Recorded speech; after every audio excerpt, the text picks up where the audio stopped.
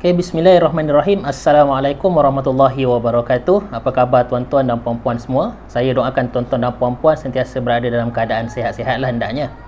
Okey, jadi dalam kesempatan video kali ini, saya nak berkongsi dengan tuan-tuan dan puan-puan penjelasan dan juga penerangan saya terhadap soalan yang saya terima tentang adakah jual beli emas ni sebenarnya untung ke tak sebenarnya? Untung ke tak sebenarnya simpan emas ni?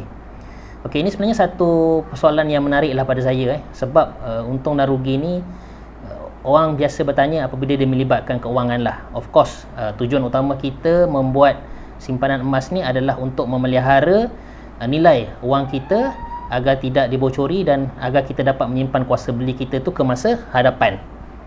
Okey. Jadi dalam saya nak menjawab sama ada menyimpan emas ni untung ataupun tidak, okey, ada beberapa perkara yang perlu kita semua fahami.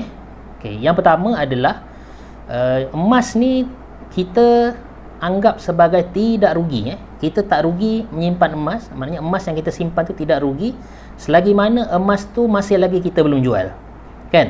Jadi maknanya walaupun harga emas ni dia fluctuate, hari ni naik, besok turun, lepas tu dia turun lagi sampai mencecah parapsikologi lah sebagai contoh. Lepas tu dia naik lagi, lepas tu berlaku krisis keuangan, lepas tu berlaku trade war antara Amerika dan China, jadi menyebabkan harga emas dunia ni tidak menentu, sekejap naik sekejap turun.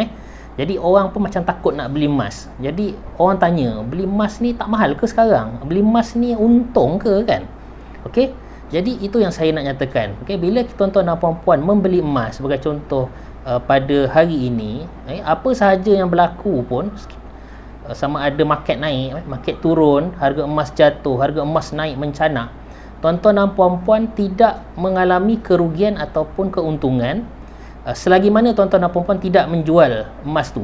Faham tak? Maknanya emas tu masih lagi dalam physical possession, okey, tuan-tuan dan puan-puan. Tuan-tuan masih lagi memiliki emas tu. Okey, jadi bila tuan-tuan dan puan-puan dah mula bertanya-tanya sama ada simpanan ataupun emas yang tuan-tuan dan puan-puan miliki ni untung atau rugi, sebenarnya sikit sebanyak tuan-tuan dan puan-puan dah mula berfikir untuk menjual emas tu, kan? Jadi maknanya waktu tuan-tuan dan puan-puan rasa nak menjual emas tu, tuan-tuan mulalah fikir sama ada kalau aku jual ni rugi atau untung. Mungkin itu persoalannya. Okey, jadi dalam nak menentukan sama ada emas yang tuan-tuan dan puan-puan akan jual ni rugi atau untung, ada 4 perkara yang tuan-tuan dan puan-puan perlu perhatikan. Okey. Yang pertama adalah harga beli. Yang kedua adalah harga jual. Yang ketiga adalah spread ataupun susut nilai emas tadi, dan yang keempat adalah kos-kos lain. Okey. Jadi ini 4 perkara utama yang tuan-tuan dan puan-puan kena tengok sebelum kita menjual emas kita tu, nak menentukan sama ada dia untung ataupun rugi. Okey, jadi saya akan jelaskan keempat-empat perkara ni secara detail lah. Yang pertama adalah harga belian. Harga belian ni adalah harga waktu kita membeli emas tu buat pertama kali lah. Maknanya waktu kita beli emas tu, contoh dengan public gold, kita tengok berapa harga yang kita beli dengan public gold. Okey, jadi sebagai contoh, kalau kita tengok dekat sini, kita ambillah contoh kita nak membeli emas jongkong emas 999 sebanyak 10 gram pada 17 hari bulan Januari 2013, sebagai contoh lah. Ni kita buat contoh untuk mudah nak menjelaskan ilustrasi bagaimana kita nak mengira untung dan rugi ni. Okey, jadi dalam laman web public gold pada waktu tu 17 Januari 2013, kalau tuan-tuan dan puan-puan boleh tengok dekat sini, harga 10 gram jongkong emas 999 ni dia berharga 1797. Okey, jadi untuk harga emas PG harga beli ni untuk public gold, kita kena tengok kolom PG sell. PG sell ni maksudnya PG menjual.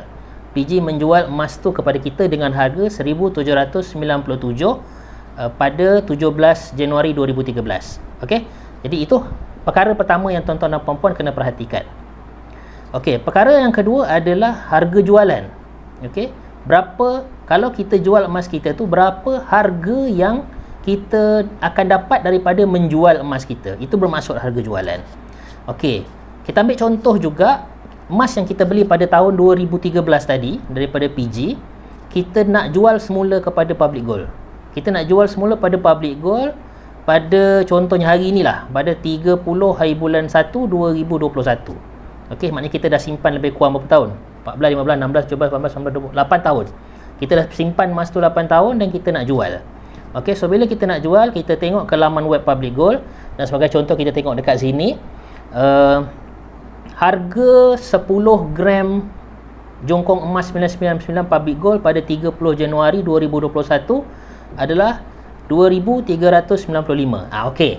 Untuk Public Gold, kita kena tengok kolom PG buy.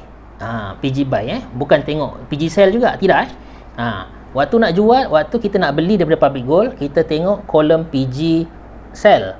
Waktu kita nak jual kepada Public Gold, kita tengok kolom PG buy. Okey. Alright. So apa beza antara dua kolom ni? Okey. Dia akan masuk ke perkara yang ketiga. Okay, so jadi dah ada dua perkara yang kita tengok. Harga waktu kita nak membeli, dan yang kedua adalah harga waktu kita menjual. Perkara ketiga yang kita nak tengok adalah spread ataupun susut nilai emas yang kita beli tu. Susut nilai ni sebenarnya spread ni kita kena tengok awal lagi sebenarnya. Maknanya kita kena tengok pada harga belian tu tadi. Okey, waktu kita membeli emas tu, sebenarnya kita gunakan spread ni untuk membandingkan antara jenama emas A dengan jenama emas B. Okey, jadi maknanya kita ambil spread ni adalah perbezaan harga belian dan harga jualan pada hari tersebut, pada hari yang sama. Okey, maknanya seolah-olahnya bila saya beli emas ni daripada Public Gold sebagai contoh, saya beli tu, saya terus nak jual balik pada Public Gold. Jadi sudah tentu harga waktu saya beli dengan saya nak jual semula kepada Public Gold bukan harga yang sama. Okey, kalau tuan-tuan dan puan-puan tengok dalam laman web Public Gold pun, sebab tu ada dua kolom, iaitu PG buy dan juga PG sell. PG sell dan PG buy. Jadi perbezaan antara PG sell dengan PG buy itu dinamakan sebagai spread. Okey, itu adalah perkara yang ketiga, iaitu susut nilai. Maknanya waktu kita jual, kita kena pastikan perbezaan susut nilai itu telah pun dapat ditutup lah, ataupun dah di cover oleh harga jualan tersebut. Okey, itu yang ketiga. Dan yang keempat adalah kos-kos lain.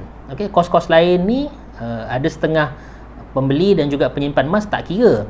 Tapi saya biasanya pun saya kira juga. Okey, apa maksud kos-kos lain ni? Kos-kos lain ni sebagai contoh adalah gold premium. Okey, Public Gold ada, bila kita membeli emas tersebut secara direct purchase ataupun secara EPP, dia akan nyatakan gold premium. Okey, sebagai contohnya untuk emas 10 gram ni, gold premium biasanya harga RM15. Okey, ini adalah merupakan kos-kos yang ditanggung oleh Public Gold lah, untuk tujuan transportation, untuk tujuan insurans, logistik. Itulah 4 perkara yang kita kena tengok, iaitu harga beli, spread emas, harga jualan, dan juga kos-kos lain seperti gold premium dan kos-kos lain lah. Okey, jadi sebagai contohnya, kalau kita ambil tadi, kita tengok contoh kat sini. Harga kita beli emas pada 17 Januari 2013 adalah 1,797, dan kita rasa kita nak jual emas tu pada 30 hari bulan Januari 2021 dengan harga yang PG nak ambil daripada kita sebanyak 2,395. Okey, jadi bila kita tolakkan harga kita dapat 2,395 tolak dengan harga mula-mula kita beli, kita akan dapat untung kasar sebanyak RM598. Kan? RM598 ni untung kasar kita lah, sebab kita belum ambil kira gold premium. Okey, 598 tolak gold premium RM15. So keuntungan sebenar yang kita dapat daripada 10 gram yang kita simpan daripada 2013 tu adalah sebanyak RM583. Jadi maknanya tuan-tuan dan puan-puan simpan emas tahun 2013, waktu tuan-tuan dan puan-puan nak keluarkan harga dia, kita tak dapat nilai yang sama pada waktu kita beli, kita dapat nilai dan lebih lagi. Okey, jadi keuntungan tuan-tuan dan puan-puan adalah 583. Ambil lah kalau nak kata kos yang nak bawa budak makan aiskrim, parking, minyak semua tu RM50 kan, untuk 10 gram tu. Jadi tuan-tuan dan puan-puan just tolakkan 583 tolak RM50, jadi untung bersih tuan-tuan dan puan-puan terhadap emas 10 gram tadi tu, bila tuan-tuan dan puan-puan dah jual, adalah sebanyak RM533. Okey, jadi ini merupakan keuntungan sebanyak 29.6%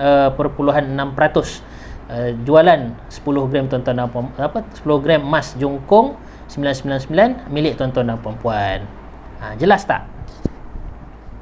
Baiklah, saya rasa itu sahaja penjelasan saya tentang sama ada untung ke rugi bila kita buat belian dan simpanan emas ni. Okey, jadi macam mana yang saya tekankan awal tadi, untung ataupun ruginya simpanan emas ni bergantung apabila tuan-tuan dan puan-puan nak menjual.